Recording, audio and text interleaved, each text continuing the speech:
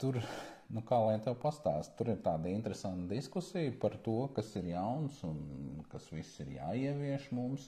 Kaut kas līdzīgs par ielu maiņām, kaut kas līdzīgs Kā pareizi nosaukt viņš, viņo un jā, nu, vietvārdus, kā pareizi nosaukt. Nu, ir vīrietis un ir sieviete, vispārējais ir garīgi slimi cilvēki. Nu, būsim godīgi, un arī viņiem ir ārstēšanās kods. Līdz ar to šito mēs varbūt varētu izbeigt un nepropagandēt pat caur radio.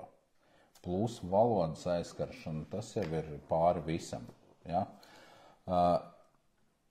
Patiesībā tiek veikta reāla dezinformācija caur šo raidījumu. Reāla dezinformācija. Es ļoti ceru, ka Vecāka alianse turēs roku uz pulsa un varēs arī redzēt kaut kādu atskaiti, kas ir un kā ir bīdījies.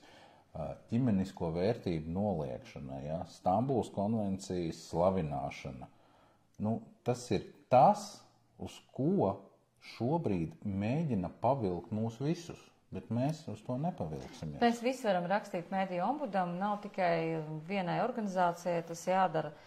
Jebkurš var uzrakstīt mediju ombudam sūdzību par šādiem raidījumiem un sagaidīt atbildi un saņemt arī kaut kādu atpakaļ saikni. Un es domāju, jo vairāk būs šādu sūdzību, jo tā kā šī lieta iegūs lielāku rezonansu. Tāpēc nepaļausimies tikai uz vienu iesniegumu. Es domāju, ka jāpievienojas arī pārējiem.